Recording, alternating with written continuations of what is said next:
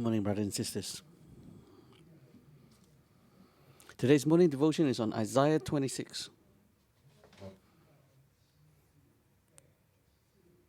We said it from chapter 24 to 27 is the revelations of Isaiah.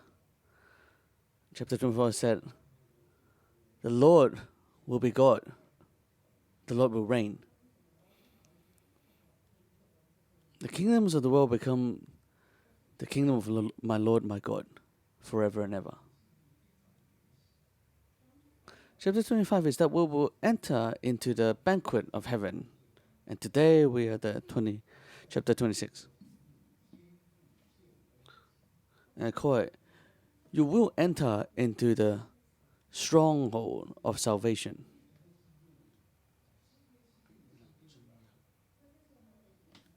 For reality is that we will definitely enter into the new heavens and the new earth, the new Jerusalem at the end times.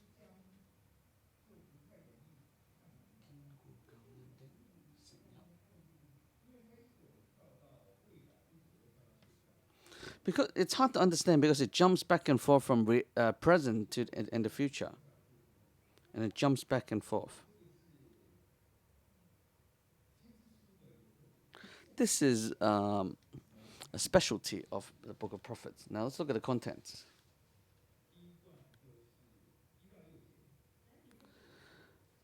The first paragraph, verse 1 to 6.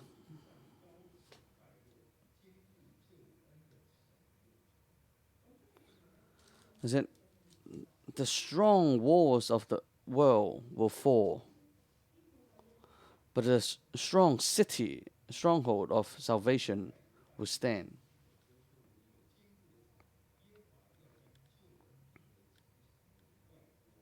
In that day, this song will be sung in the land of Judah. We have a strong city. God makes salvation its walls and ramparts.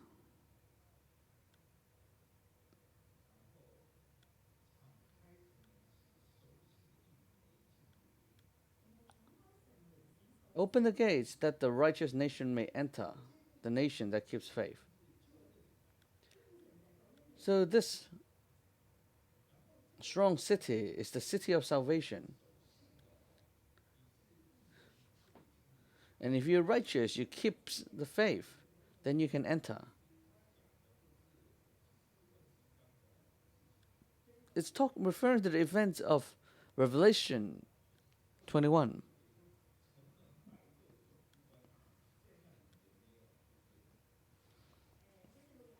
And there it says, in Revelation chapter 21, verse 25,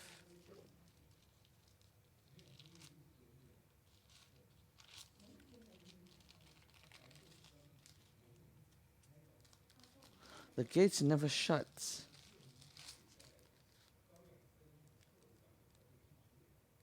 On that day will its gates ever be shut, for there will be no night there. So it means it's always open. And the people who keeps the faith may enter. It's really hard for the Jewish people to understand that.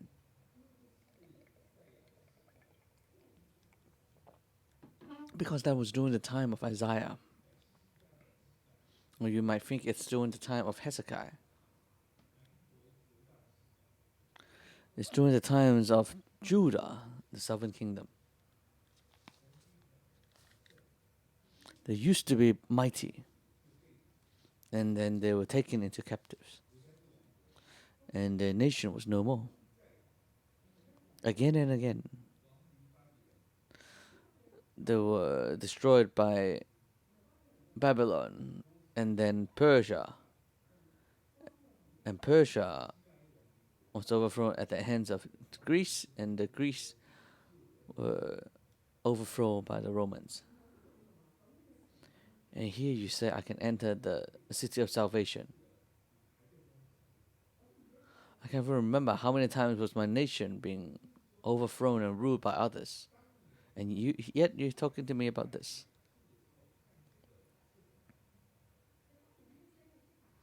When King Hezekiah defeated the Assyrians, it's very hard to understand this chapter. And after our nation has been overthrown multiple times, it's even harder to understand this. Because this is pointing towards the end of the end times. And these things will definitely happen. God will definitely save us.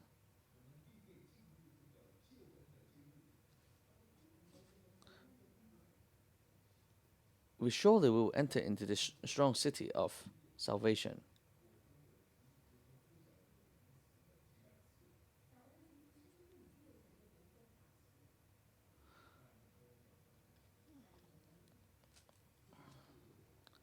But my sons and I were defeated so many times.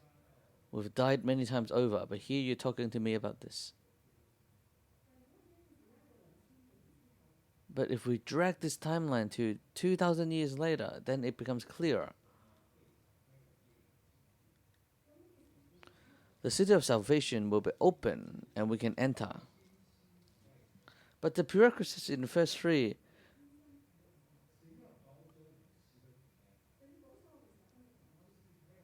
you will keep in perfect peace those whose mind are steadfast because they trust in you. We will have perfect peace because no matter what, we will trust in God.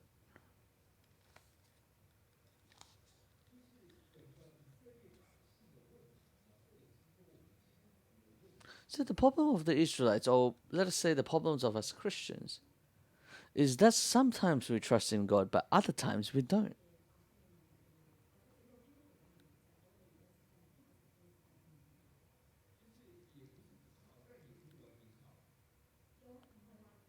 Not that we do not trust God, but sometimes we don't trust God.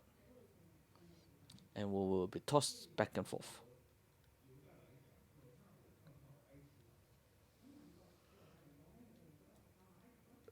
To the southern kingdom, Judah, sometimes they'll think, oh, let me trust in Egypt. Sometimes let me trust in Assyria. Let me trust in Babylon. So they will trust in this and that every now and then.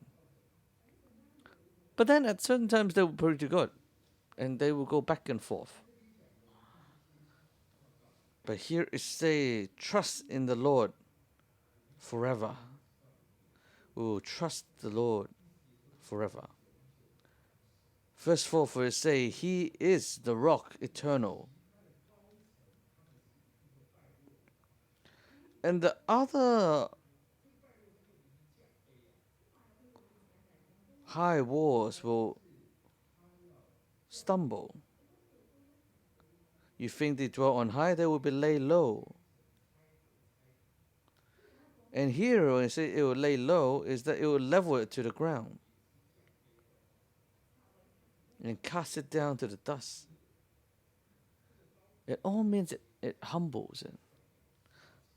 So these high walls will have to humble and humble and humble itself until it is down to the dust.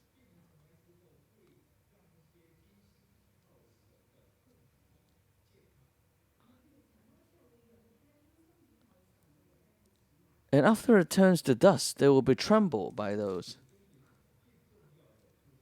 feet of the oppressed, the footsteps of the poor.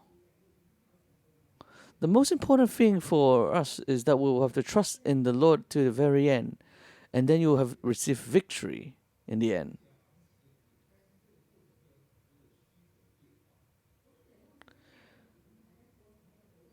It sounds like it's a point in time, but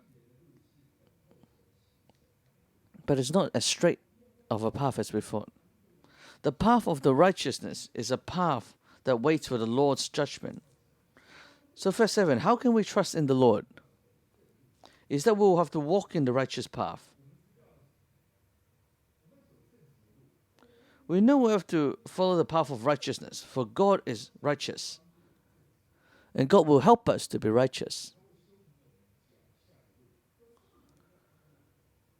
He will make smooth and make the way of our path. Why do we have to follow the path of righteousness? Because you know you're going down the path of judgment. You know God is waiting for you at the other side of judgment.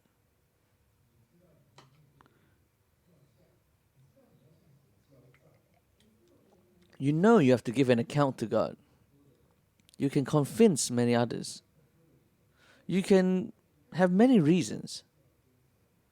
But in the end, you'll have to give an account to God. God will ask you, are your hands clean?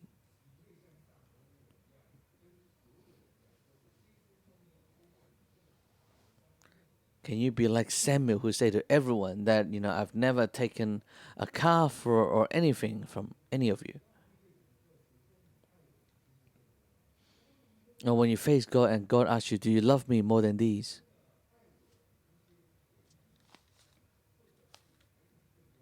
Do you really love me more than the fields, more than your property? Do you really love me more than these brothers and sisters? Am I the most beloved to you?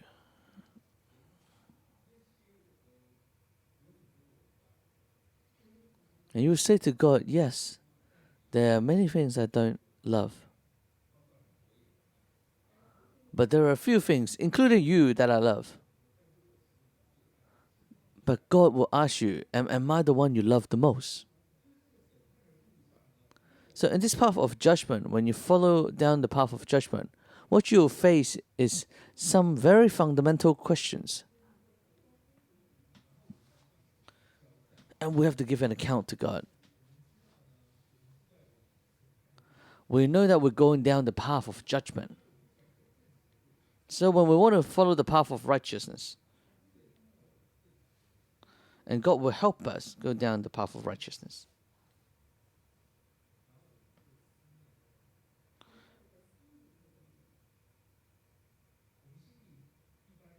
Verse 8.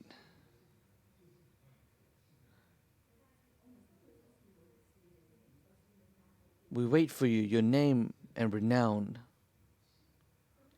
the desire of our hearts. We'll wait for God's name. God's name is God's attributes. You have to believe that He has kindness and mercy and love. You have to believe that He is the one who gives you peace. He's not there to punish you. Nor does He study all day about the sins or your wrongdoing. But He will help you with a smile.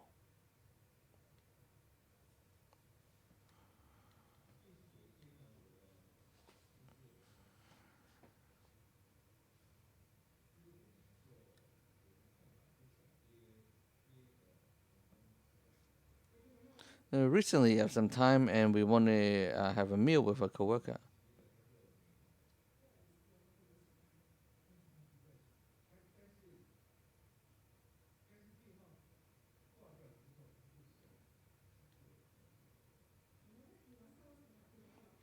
After we have a phone call, he thinks, did I do something wrong? I think you just had a conversation with Pastor Joshua and Simo. Do I have a problem? Is there something wrong with me? And they enter into these kind of thoughts. Perhaps you might think. You might wonder, why is it like this? But many people are like this. Is that we're not living in peace. But God has promised us peace.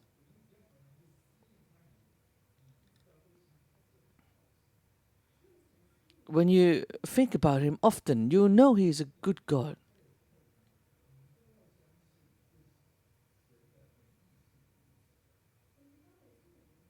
Even when your family member passes away, you still have to know that there's a good will of God behind it. Of course, you'll find it hard to accept. But when you think, when you meditate upon His name, one day you will understand the reason.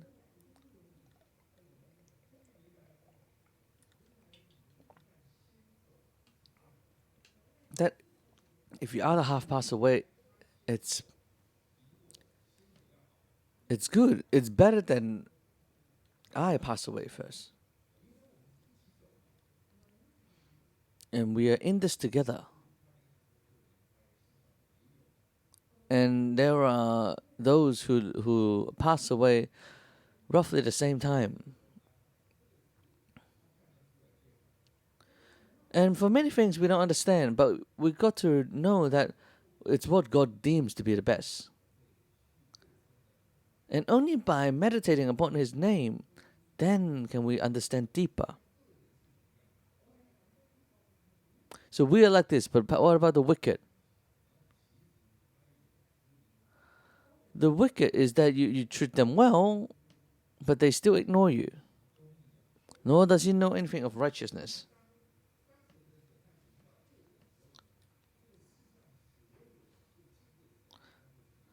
But when God's judgment come upon the earth, the people of the world will learn righteousness.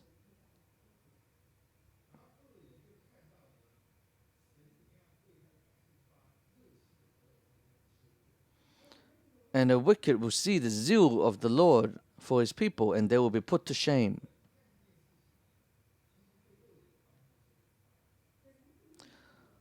So judgment is a great help to the wicked.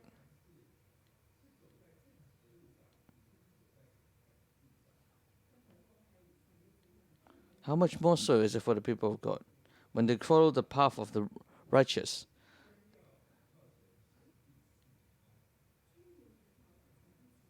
Trust in the Lord, for the God give peace.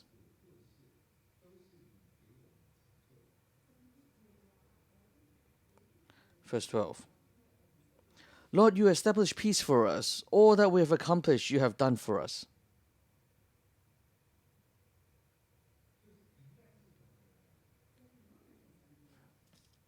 Peace comes from God. Everything that we do is done for us by God. Even though we experience a lot of the turning over of kings and dynasties.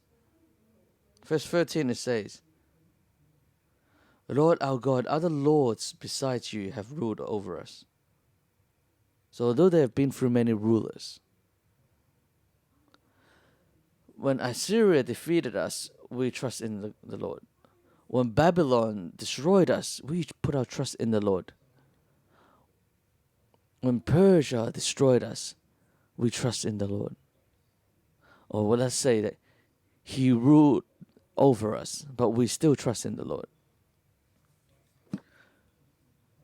Greeks and Romans, they rule over us, but we continue to trust in the Lord. We believe that ultimately you'll put peace in us.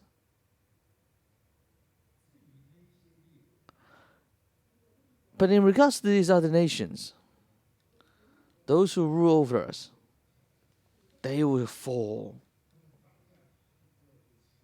When they fall, they will not be able to get back up. So these empires will pass. Now there are no more Roman empires. But Israel was made into a nation again. All those who rule over us have stumbled and fallen, but we can still stand. To prove this point, it took thousands of years. So it's very hard for them to understand.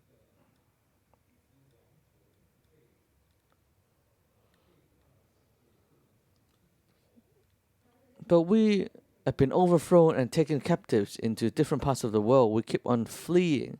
It's like we are shattered. It's like we are tossed back and forth by the nations. But we will continue to trust God.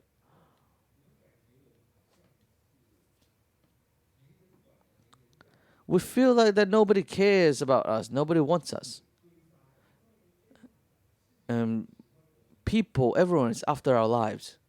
The world doesn't like us. But in the end, they see one thing. Verse 15. You have enlarged the nation, Lord. You have enlarged the nation. You have gained glory for yourself. You have extended all the borders of the land. For at the end time, the nations of the world will become the kingdom of my Lord and God. Now, on one hand, it looks like that we're going downhill, but on the other hand, we are being enlarged.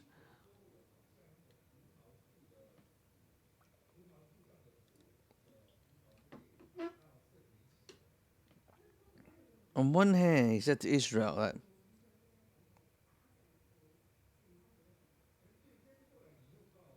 we are like the vine where the grapes have been removed from us.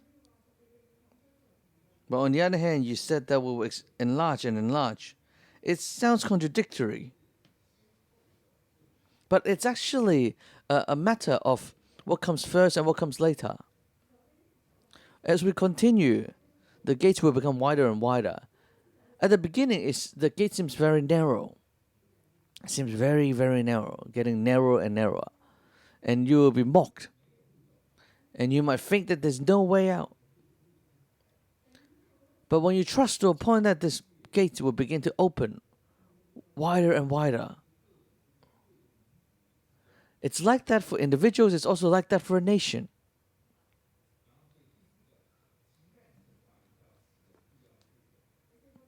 So the fourth paragraph. Judgment comes, but the dead will live again. When punishment comes, you'll feel terrible. On one hand, when punishment comes, the people of God will pray. And it's like they experience the pain of labor. But what happens after labor? It's like they haven't experienced much. It's like they suffered in vain. Verse 18. We were with child and we wither in labor, but we give birth to wind. We have not brought salvation to the earth, and the people of the world have not come to life. They don't understand.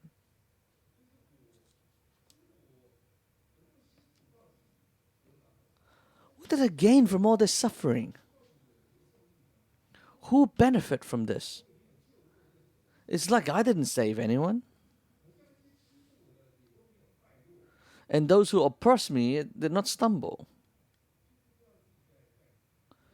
So I don't know what we're doing. When you're in so much suffering and feel so helpless, to an extreme you will feel like this. You feel that I have not saved anyone, nor did I defeat any nations. All I have is suffering upon suffering. And I can't see any spiritual meaning. And one generation after the other. But the prophet Isaiah is able to see 700 years later that Jesus came and Jesus resurrected from the dead.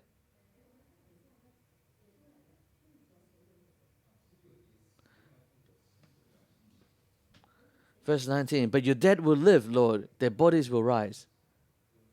Let those who dwell in the dust wake up and shout for joy.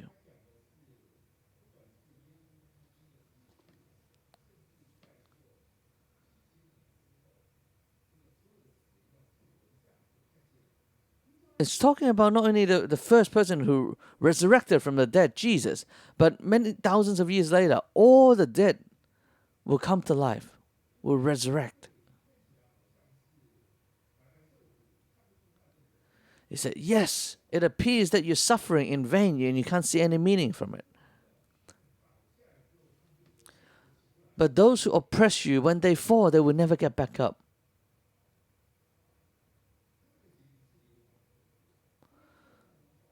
Their end is to be in the lake of fire. But you people of the Lord will live again, will rise, will resurrect. It's very hard to understand.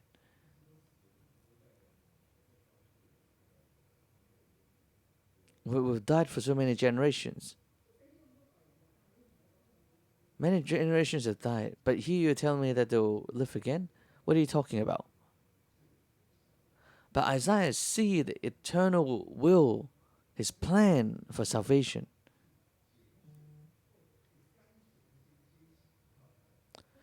Throughout the generation, he sifts out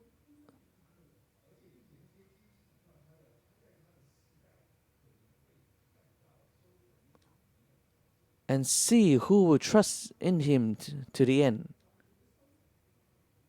For those who put their trust in the Lord, perhaps they will see the fruits of their trust during their times, or maybe not. They might have died, but in the end they will all rise again. They will resurrect and enter into the New Jerusalem. And the 5th paragraph, there's only 2 verses. God will judge the whole earth, and we will have to pray and trust in the Lord. Here it talk about, after they talk about the new heavens and the new earth, we come back to the present. Go, my people, enter your rooms and shut the doors behind you. Hide yourselves for a little while until his wrath has passed by.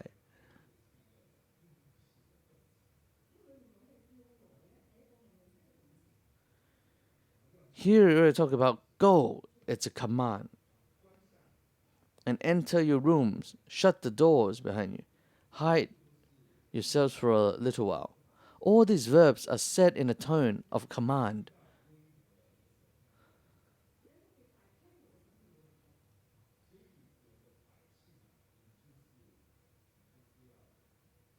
A great judgment is coming. So, my people, enter your room, shut the doors, hide yourselves, and wait.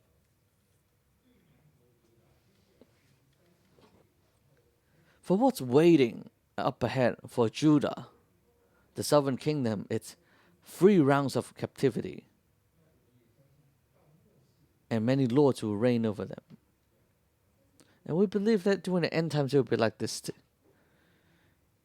And more intense, and it will be at a more intense environment. But we ought to know what we ought to do. Now is the time we are to meditate and trust in the Lord. We are going to shut the door and focus on prayer. May God give us wisdom.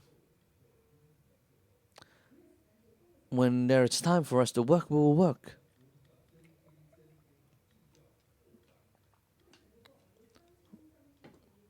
For the people of the Lord will grow in number, and the land will enlarge. But when judgment comes, we are to shut the doors and pray. So these things intertwined together. And the Lord will reign.